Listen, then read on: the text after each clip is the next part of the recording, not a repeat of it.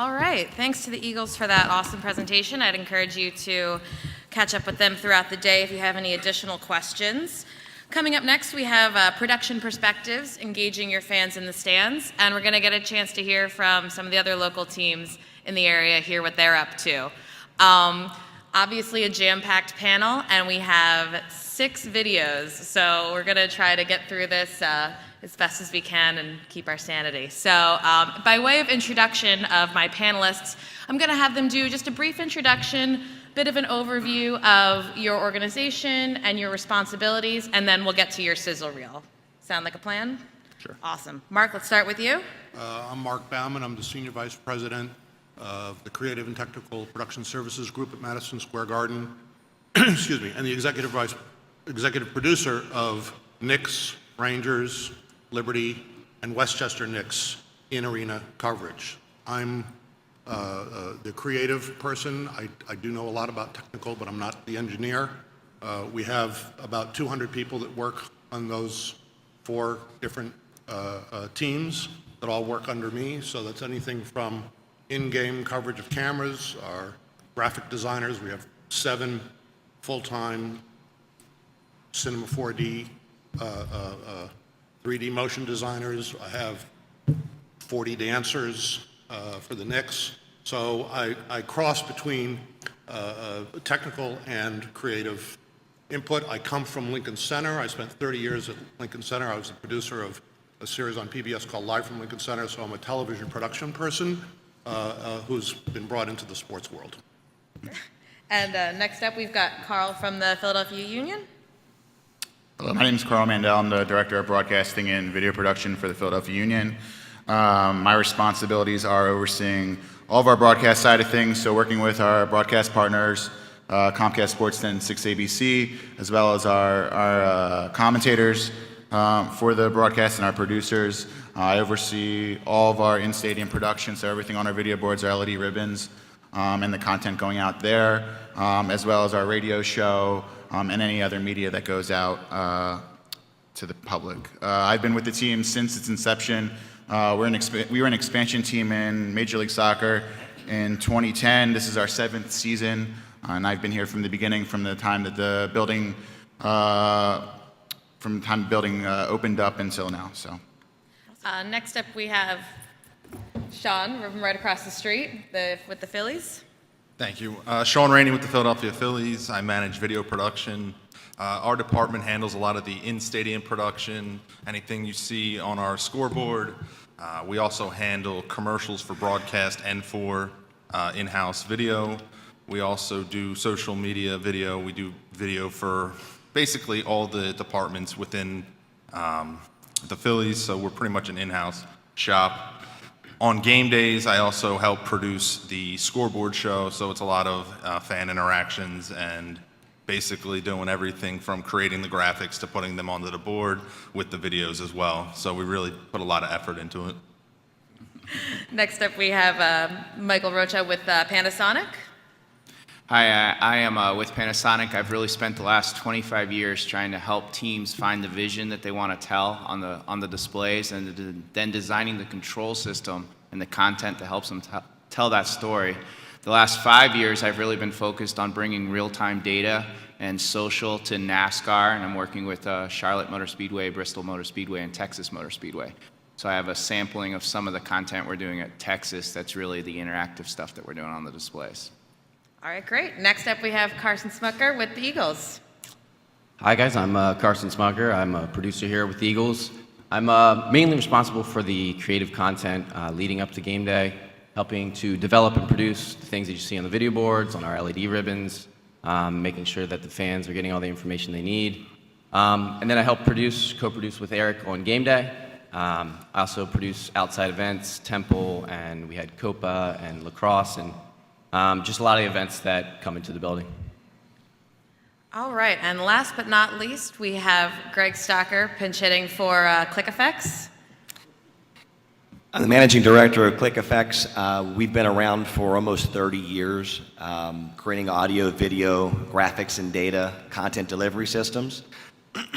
My role is primarily on the relationship side working with our vendors as well as on the sales side with our sales team.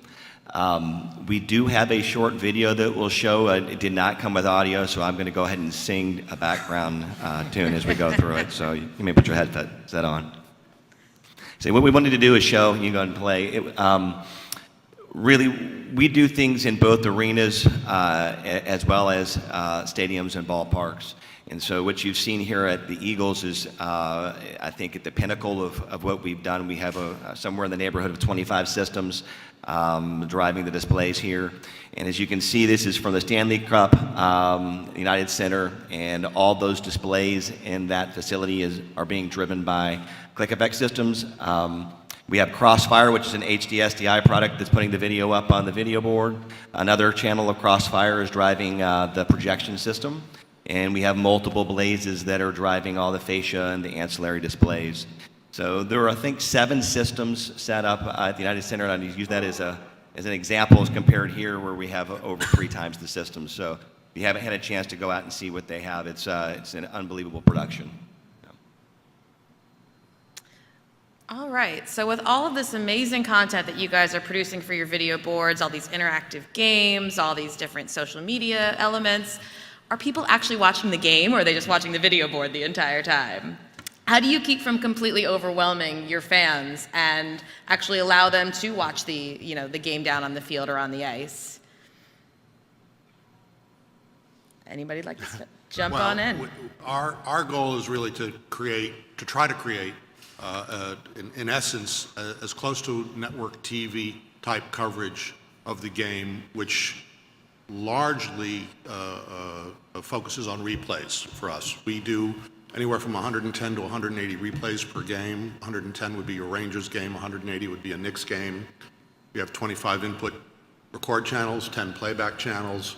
So we're trying to push those replays all the time, which ironically, we have the same YinzCam app that the Eagles were talking about. So you can have on your phone your own replays. We have found on average about 8 people in the arena use that out of 18 or 19,000. So it's not really very effective. So we're putting our energy into creating the experience in the arena.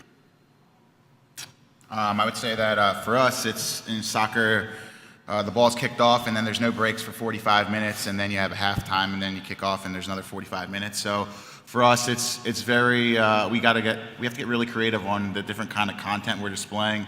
The best seat in the house is watching the field, and our video board is an afterthought in the in-game part of the show. So what are the fans looking at when there are breaks in the game? Obviously, our replays are very important, showing the replays and giving them unique content and different types of information, similar to what a game broadcast would show during those times when there's injuries and there's substitutions and breaks.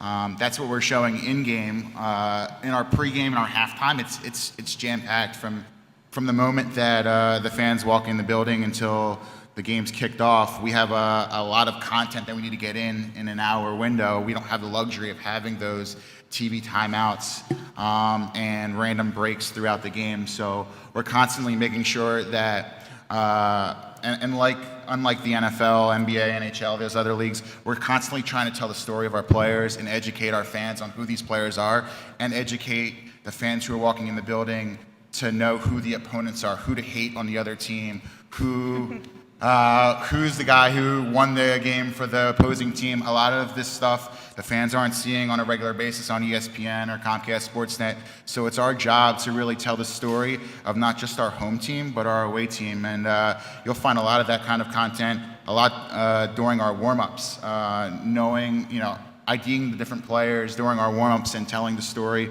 of all the different players, both on home and away, during our warm-ups. We use that time to really kind of paint a picture of what the fans are going to see before the game takes place. I think it's part of our responsibility to entertain the fans. They came to the game to be entertained, and sometimes the team on the field is not very entertaining, so it always gives us a challenge to entertain the fans. They come to the game, they want to be entertained, so we know we have at least 17 inning breaks to entertain the fans. We do have our marketing responsibilities to take care of. But after that, late in games, depending on if we're winning, if we're losing, we really have the opportunity to engage the fans in a lot of different dance cams and karaoke cams and social media aspects that, there are a lot of games in baseball, but it's our job to really try to figure out a new experience for the fan and give them something they haven't seen before. For us in NASCAR, we actually have the opposite problem. What's interesting is sometimes the venue opens 12 or 13 hours before the race actually starts. So we had a race in Texas last week. We had an 8 a.m. Crew call. The gates opened at 10, and our race started at 7 p.m. So we have lots of opportunity to entertain the fans, and actually our challenge is to make sure we're finding ways to entertain them, keep them engaged, build up the momentum to when those cars finally start making those left turns around the track. And that's when our day actually gets easy, is when the race starts. I think with our fans, we've kind of realized how knowledgeable they are, and most of our fans are season ticket holders. So what we try and do is supplement the video boards with all the other information that they would get, like Eric was saying, at home. We make sure that our fantasy scores are always constantly being updated, our out-of-town scores, making sure that we have live updates when another team scores, or making sure we know when certain teams are in the red zone. So just making sure that our fans have everything that they would have at home seems to be when our fans are most happy. Yeah, I think the role of that we see in content delivery is really an extension of the creative team and the operational staff.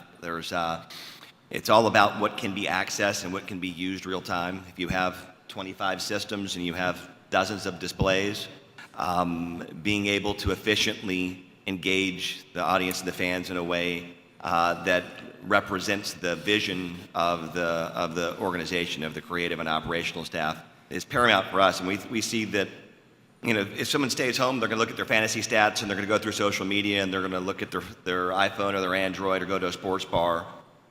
It's imperative that they have that same information accessible to them in a stadium environment, or they're going to have their head in their phone or staying behind. So I think it's a combination of entertaining and informing, but also working with the current atmosphere where people want data all the time. As Carson said, data, fantasy, those types of stats and information is something that's crucial for I think the fans to be engaged in a game.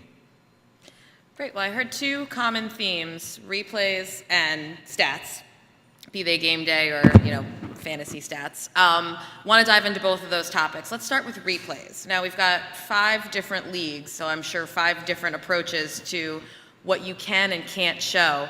Carson, let's start with you. Talk a little bit about how the Eagles handle replays during a game, and really what the NFL says you can and can't show in terms of replays. Sure. So we like to run our room as much as a competitive advantage as we can. With our 8 channels of Dreamcatcher, we like to get things out there as quickly as possible. If we can help the team on the field, we will. If we can give them something that they need to see at that particular moment, we will. If we have something that we might not want to show because it would be a detriment to us, we won't show it. But obviously we abide by the NFL rules. We have to show opponents' touchdowns from at least one look. We have to show opponent first downs, and then we show all of our plays. We also work hand in hand with football. A lot of times the coaches will tell us what they want to see. Yeah, we've just really enjoyed the flexibility, especially with the dream catchers that we have, to be able to show really what we want whenever we want. And would you guys find that that's similar, or is there a difference in MLB, NBA? In hockey and basketball, they're similar, slightly different. Once a play is challenged, you can only show what the league is looking at. So what they're looking at in Toronto or what they're looking at in Secaucus. But before the play is challenged, and this is pushing the rule a little bit, we do try to get as many replays in as we can without, if in hockey, if somebody gets hurt badly and there's blood on the ice, we stay away from that. If there's a flagrant foul that one of our players created, we're not going to promote that on the screen. On the other hand, if it happened in the other direction, we might promote that if we can get it in quickly enough. I'd say 2 to 3 times a year we break the league rules, pushing the envelope. It hasn't been an issue yet. We won one of the games. The commissioner, Adam Silver, was at the game, and I sort of wanted to see what would happen if we played a challenged play, and he never complained about it, so I'm not even sure he knows what the rules are. So, but we're not trying to embarrass anybody, but if a puck goes over the line and we see it, and it's going to be challenged, we'll show the crowd that if it's on our favor, that the puck went over the line, and then wait to see that they saw the same thing in Toronto. So baseball's a little different. They came very late to the party. We've been able to show replays for the past 2 or 3 seasons now. We're not allowed to show. There's certain rules on what we can and can't show to begin with. One of the things we can't show are things that are not reviewable. For instance, a fair or foul ball in the infield. Ball goes over the first or third base bag, we cannot show. Stuff at home plate, there's a lot of things we can't show as well. So with that as the fact, we shy away from a lot of things. But things that are reviewable, we have to make sure we show an angle that broadcast is showing at home, because that's what New York is seeing. So if we show an angle that New York doesn't have and it's in our favor, but the umpires don't see it, they're not going to change the call. So we don't really try to get the fans angered if we don't have to. So that's a big difference in baseball. And then we try to speed up the process as well. They have been a little long, but again, that's not anything in our control.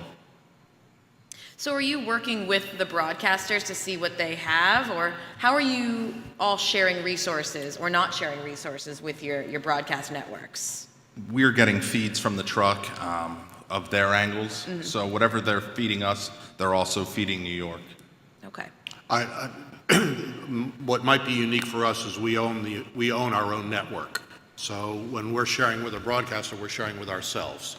So MSG Network, we do have ESPN games, we do have NBC games, ABC games, but mostly our games are all covered by our own network. So we all work the separate crews, separate production experiences, obviously, but we do work very closely together. And if a replay AD in the truck knows that they have something that we might not have had, he might just get on, because we're all on common PL, he might get on and tell our director, I have this, and we'll take it from the truck. I'll just say that if MLB is late to the party, soccer isn't even at the party yet, as far as replay goes. Yeah, we do show replays in game, but our replays can't change the outcome. There's no challenges yet in soccer. There will be there's talks. MLS is going to be a tester league for FIFA in the next year or two to have reviewable plays in the game. That is yet to happen yet, but I'm sure a lot of these rules will be implemented into our league in the next couple of years. The only rules that we have in MLS right now are on cards, red cards, yellow cards, questionable calls. We could show whatever we want as many times as we want, as long as the ball is kicked off after the play has been made. So, for instance, I was slapped on the wrist by the league last year. A red card was given. Our player was walking off the field. We showed the replay while he was arguing. The card was already given. We got fined for it. So the rules are still kind of archaic, I guess, and they're afraid of, triggering the fans to get in a hostile atmosphere. I kind of like that. If we want to let the stance that we take as a team is that we want to try to let our fans know, and if our player is in the right and we can get a rise out of the crowd, we're going to try to do that within the rules of the league. If we don't ever want to embarrass our players, but we want to try to use our replays. Even our coach, he still watches their replays every single time, but it's only for a matter of information. It's nothing that we can do to kind of change the game. Now, in terms of the information that you actually put up on the video boards, stats and things like that, how do you educate your fans? I know there's a lot of talk about educating. How do you give fans that information without necessarily affecting the flow of the game presentation or distracting them at a key moment. How do you really treat things like that? I'll say that I think fans across all sports are their minds are triggered that there's a break in action. What do? They look right up at the video board. So we take that and we use that to our advantage. That whenever there's a break in action, obviously action is constantly going on for our sport, but every time there's a break in action, we're putting something new up on the board. We're giving them a reason to look at something else in the stadium. That's the approach that we take. So baseball's unique again, where we're the only team, I believe, here that doesn't show live video the whole time. So when a batter's in the box, we have to show what we call our U-bar look, where we have both team stats, the lineup, specific stats. Baseball's a statistically driven sport, so we wanted to make sure we give them the right stats. So our team with Dave Akers, who's in the crowd, comes up with all the stats and make sure he puts them in the same spot, speed of pitch. I know when we change where we put certain stats, fans get angry, so they are looking. For us, the real-time telemetry has been a big issue with NASCAR. Everybody gets to see it at home, but they felt with the size of the displays that the other drivers watching the real-time telemetry, especially in qualifying, was giving unfair advantages to different drivers throughout the race. So we've battled with NASCAR over the last 4 or 5 years to actually be able to show that telemetry inside the venue during qualifying, during practice rounds, and slowly they're starting to come along because they're starting to realize that all the pit crews have it, all the people at home have it. The only people that weren't seeing it were the people that were actually paying to come to the event. So now that we're showing that type of data, NASCAR's warming up to letting us use it a little bit more often. What we've tried to do is supplement our live area with what we call the content panel, which is basically just it's a square on our video board right next to the live area that we can put in any sort of relevant stats at any time. We have down distance and all the normal things that you will see in our GIPs, but then below that we have situational player stats, situational team stats, individual stats. We go from injury reports to weather to anything, and that stays up there 90% of the game. Aside from replays, our content panel is up there. So if someone has 2 rushes for 5 yards right after he's done with his rush through GSIS, we'll put his stats out there so that our fans can follow in real time and have a similar experience to they'd have watching a broadcast. Before we continue, are there any questions? All right, I've got a couple more. I got a quick. A philosophy, we talked about replay, but I'm curious from NASCAR, like what's a philosophy on how to use replays in NASCAR? Well, it's interesting. As long as the driver stays alive, we're allowed to replay it. The good thing about the displays that are coming to NASCAR is the replay really has changed those venues. When you used to go to a NASCAR race, the displays were small. Sometimes the wreck would happen on a different part of the track than you're near, and you weren't able to see that really big part of the event that happened. So it's really made a big difference for the venues to be able to have these displays that everybody can see, and then for us to have the ability to have replays. Typically we take somewhere between 15 and 17 camera angles from the truck. We'll generally run 6 or 7 in-car cameras. So we have a lot of different things to choose from. We'll of course get their replays, and then we'll have our own system, 4 to 6 channels that we'll try to replay on ourselves. So we have a lot of opportunity for replay, and it's made a big difference in the sport. How often? I mean, is it used quite a bit, or you got 250 laps?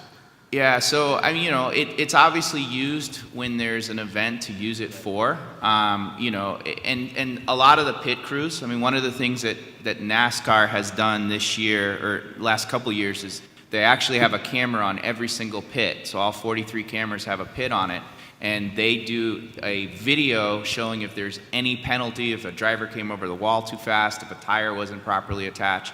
So we're actually able to get those feeds from NASCAR and put those up on the display as well, and then we'll CG what the actual penalty was. That's great. Any questions?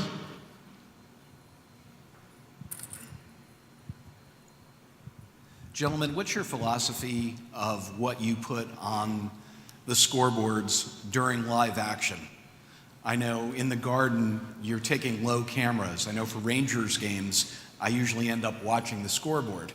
But are other people, is your philosophy that attention should be on the field during live action, or do you want it on your display?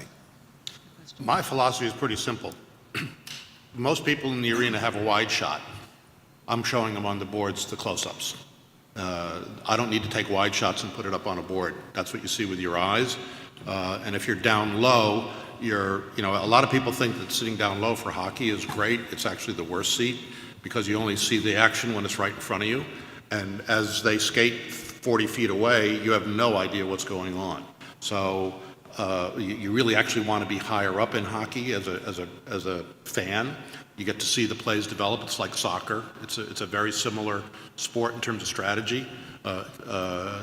So we try to, that's why we have 24 cameras. We try to give the person and the fan in the house, a close-up view of what's going on. I'll say similar to what Marc said, we're a very wide sport. So everything that, we're still cutting the show pretty traditional to a broadcast, but everything is a lot tighter. The shots that we're showing are a lot tighter because everybody can see the field and see the play develop. There's no bad seat in our stadium, so the shots that we're showing up on our video are a lot more tighter shots of the players, showing the motions of the players on the field, a lot of that kind of stuff. Since we're not showing live action, we'll just show in between plays, so we'll get a lot of tight shots of the players interacting with each other. If we, had a nice hit, we'll show some fans. But as far as the game action, we don't show any video. Is that a team philosophy or is that a league situation? That's a league. That is the league. Okay. Sorry. What we'll do at NASCAR is generally we feel that the board is an extension of the event. A lot of the placement, it's in a good placement in our facility. So generally what we do is we stay much more in car. We're not trying to do a broadcast. We're not trying to be TV. We're trying to be a multimedia presentation and bring all of the venue and the displays and the sport together. So we'll stay in car for 6-7 laps because, that's the story. Nobody can tell that those cars are going 200 miles an hour and they're inches apart as they're going around turns. So we definitely stay much lower, much tighter, and we're not trying to be broadcast. What we try and do is we take a pretty traditional approach with our high camera. We stick on the high 50 when a play is happening. But what we try and do is supplement that with players getting the fans pumped up, hero shots, so that the players know that, if they were up in the top level, if they don't know exactly who had that sack, we get a hero shot. And then our bread and butter is really our replays. We try and make sure we educate the fan as to who, like I said, who got the sack, who got the touchdown, if their feet were in. And with the nature of our boards, we vary in aspect ratios. So with our cameras, we can shoot a little bit wider. Depending on some of the network shots, we can take them as well. So I would say traditionally, when the play is going on, it's pretty much high 50, but then we supplement it with a lot of different things. And Carson, you guys use the 1st and 10? Correct, yeah. We have 1st and 10 through Sport Vision, and then we also have a feather there that shows you the down and distance. And Greg, when you're working with a team, where do you kind of encourage them to use? I know Click Effects is really great with that, big moment of exclusivity. How do you encourage teams to kind of make use of that? Sure, I think it varies depending on the production. So our goal is to really be an extension of what they want instead of trying to shoehorn a particular philosophy. The main thing that we want to do is to make sure that it's very easy to create, it's spontaneous to trigger, and that we provide enough tools to where it can morph and fit something from an MLB versus an NHL or an NBA or an NFL. There are different rules, regulations, and philosophies in each league, and then each facility really runs unique. So on our end, we just try to make sure that we've got a large set of tools that are easily accessible so they can kind of be painted in the direction that the creative and operational team want. I want to get to this idea too of engaging your fans, not just entertaining them, but actually engaging them. And in a number of your videos, you showed different interactive games you play with, the fans in the stands, whether it's through SMS or social media or any number of different tools. Maybe talk a little bit about what you found works and maybe some lessons learned about what doesn't work in terms of how you can actually engage your fans through interactive games on the video board and down on the field. I'm actually doing a lot of research on this, and I would say I'm in a research phase because I've been to about 30 arenas in the last 3 years, and I don't mean this in a snotty way, but the New York audience is pretty sophisticated, and to do stuff that's simple or simplistic doesn't work. They don't like it. They don't pay attention. We've had a lot of vendors come to us with simple and simplistic stuff, and we just haven't triggered it yet. But I'm kind of looking for the holy grail of what is something that would be engaging and interactive for. And when I say sophisticated, might be the wrong word, but I can tell you that the Knicks audience is the largest percentage of the Knicks audience is 45 to 55 white male, which might seem surprising or anachronistic. That's not what the demographic is in Atlanta. That's not what the demographic is in Charlotte. But in New York City, it's a businessman, woman audience. The tickets are so expensive, that's what you end up with. Same in hockey. Basic tickets are $150, $200 to a Knicks or Rangers event, as opposed to maybe a $25 ticket. So it's a different level audience, and it's a little difficult for me at this point to try to figure out how to pull the trigger on what the right interactive thing is, but it's somewhere where we want to go. If any of you have any ideas, I'm doing research. I think anything that ties a player with the fans really, gets the fans' reaction the most.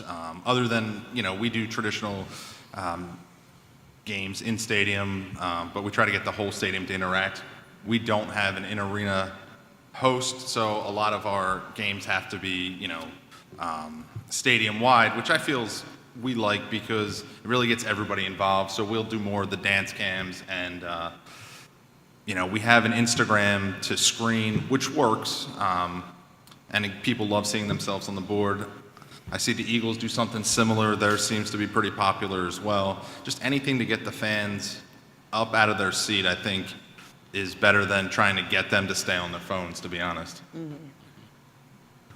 So we do have the show host, so that's been a big help for us. So we're doing a lot of interactive games throughout the different races. With the technology that we've installed in the stadiums, it gives us the flexibility of doing stuff like Deal or No Deal or Blackjack or other games. So we spent a lot of time trying to find, the key element to tie the sponsor, the game, and the excitement all together so that you create a memorable experience for the sponsor, and you also have an engaging event, just not only for the fan, but the fan that are around them and the rest of the venue, while everybody's hoping this person wins, or sometimes they hope the person loses, depending on what they're wearing. So, And you also have an 8-hour pregame. and you have a long time. We give away a lot of tickets.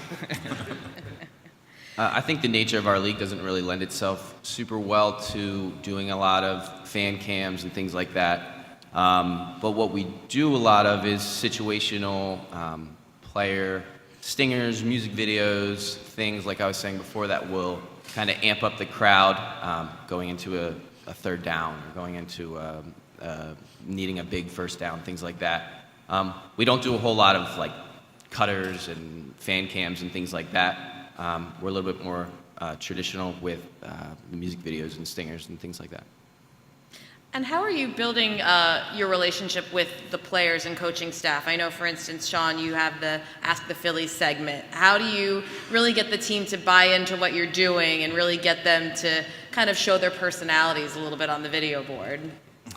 Well, we do work with our PR department as well. Mm-hmm. We give the players a heads up, let them know what we're doing, and if they're a newer player, we've seen like these younger guys now seem to like it more. I think the older veterans, not so much, especially once they've done it for a few years. So our goal is to continue continuously make it fun for them, and then every year kind of try to make it a little better to show them that the fans do like it.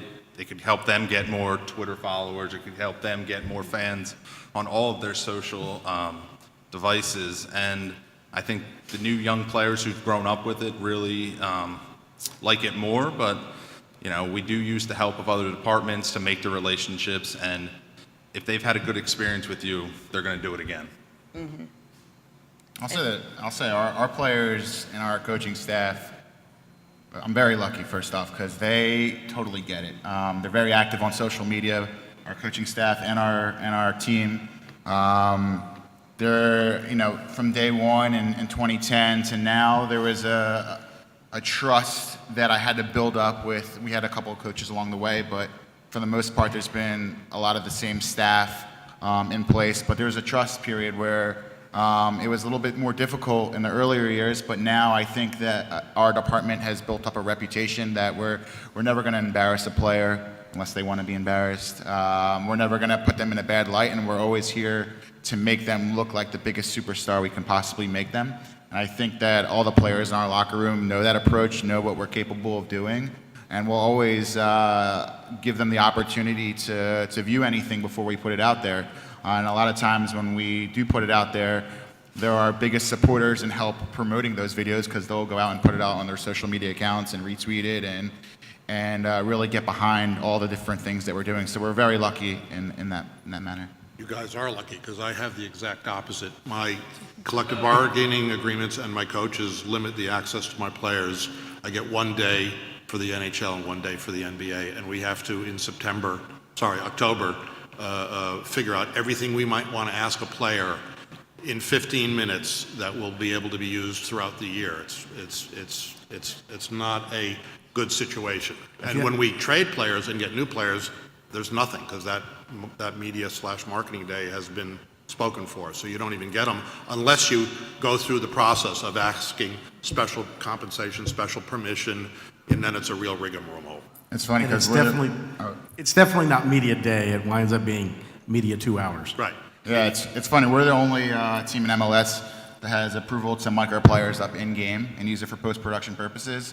Our coach came to me at the end of the offseason last year and goes, Carl, I want to do more of these. You need to be micing up the players more. I never heard a coach ever say we need to do more micings, but our coach, he totally gets it and understands the value that, you know, when you're telling the game of soccer on TV, it's a very wide sport until they cut to a replay or they cut to a break in action. So the things that we can capture with just miking up our players and being able to let the fans see what's happening on the field and hear the interaction, there's a whole other dynamic that people really don't understand. And while soccer is making leaps and bounds in the United States, there's still a lot of education that we have to do. We're still trying to get those casual fans to become regular fans, and even our regular hardcore fans, they really appreciate a lot of those different types of things, especially with those micings that we do. Great. Just want to quickly address one thing that came up in the earlier panel, and that's virtual reality. Obviously, it's the big buzzword, you know, not just in sports venues, but everywhere. I'm curious to know where you guys think virtual reality will fit into sports venues, or is it, you know, the two should stay separate? Yeah, I'm anti-virtual reality. I come from a background where when you were a live television producer, you were a live television producer. The young generations today call that live. Going to a sporting event is real reality. So I don't need to put virtual reality in the arena. That's basically a simplistic version of it. Our company is very invested in a lot of virtual reality companies, so it's not something that I'm just sloughing off. But the intensity of the immersiveness of the experience of virtual reality is so different from the social experience of being at the event that I don't think the two match at all. It'll be interesting. I read a press release, maybe a lot of you did. Sacramento Kings is saying that they're going to implement VR replays in the arena, in the game, in their new arena. We all know how long things take to render. We all know that by the time you put the metadata on it of like what play was it, by the time you access that on your iPhone app and put your goggles on, you're 3 minutes past that event. So it'll be interesting to see how successful. I understand the marketing and the buzz of it, but that was also where we were 6 years ago with 3D, and we all know what happened to that. So that's my mild opinion. My opinion is, I think never say never. Who knew 15, 20 years ago, we're talking about HD and 4K video screens, and, there was incandescent lights on video boards, and now we're, choreographing all of our video boards to talk to each other. I don't know if there's really a place for virtual reality in arena, but there could be a place for it on the concourse and other areas of the building. But for me, I don't know if there's really a place for it, in the seating bowl. I've seen some teams use it with their players as a feature, where you see a player and see what they're looking at and see their reactions. That could work. I think it's pretty entertaining to watch somebody else do it, but it would be pretty difficult to do it in arena.